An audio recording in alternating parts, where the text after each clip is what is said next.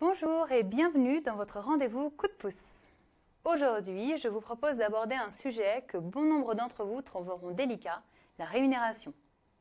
L'argent est un sujet sensible, voire tabou en France. De fait, quand on parle rémunération, nous sommes souvent mal à l'aise et encore plus quand il s'agit de négocier. Or, rien de plus frustrant que de n'avoir pas su demander et encore moins négocier. Regardons ensemble comment s'y préparer et mettre toutes les chances de son côté. Dans cette vidéo, nous allons aborder les points suivants. Quand et comment présenter ses prétentions salariales? Pourquoi négocier? Et comment négocier? Vient le moment tant redouté où votre interlocuteur vous demande vos prétentions salariales. C'est le moment pour vous de faire reconnaître au juste prix votre profil et vos compétences au regard du poste. Cette discussion doit donc s'inscrire dans la continuité de vos échanges. Pour cela, restez confiant et professionnel.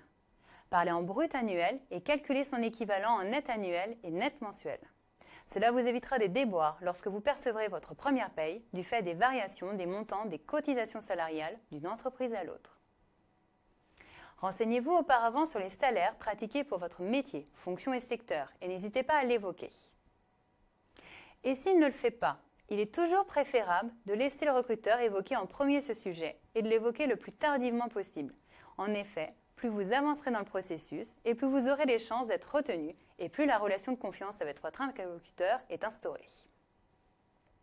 Dans tous les cas, s'il tarde à le faire, prenez les devants et introduisez le sujet en douceur. C'est en aucun cas un acquis et vous devez impérativement le connaître avant d'accepter un poste. C'est à cette seule condition que vous pourrez négocier. Négociez tranquillement et humblement, mais n'hésitez surtout pas à le faire, car tout d'abord, rien n'est défini d'avance, le salaire vient rémunérer un profil et des compétences en contrepartie d'un travail à réaliser. Il faut donc que chaque partie se mette d'accord sur l'objet, mais également son prix.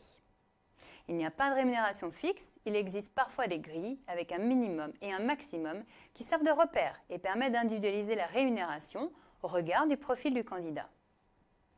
Secondement, vous n'avez rien à perdre et tout à gagner. Enfin, c'est le moment ou jamais de vous faire entendre. N'imaginez pas revenir négocier votre salaire au bout d'un an. Suivant les pratiques des entreprises, une augmentation salariale s'observe en moyenne tous les 3 à 4 ans. Pour reconnaître votre performance, d'autres outils existent et ils sont généralement délivrés ponctuellement. Primes, bonus, parts variables, ils ne s'inscrivent donc pas dans le long terme et surtout ne sont pas acquis. Pour négocier, vous devez connaître les prix du marché. Préparez vos argumentaires, définir une fourchette et un plancher non négociable et vous entraîner à répondre à la question « Pourquoi ou choisirait-on plus qu'un autre ?»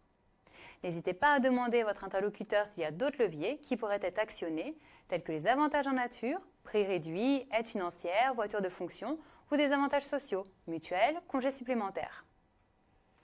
En conclusion, votre rapport à l'argent et votre aisance à en discuter dépendent étroitement de votre profession et secteur d'activité.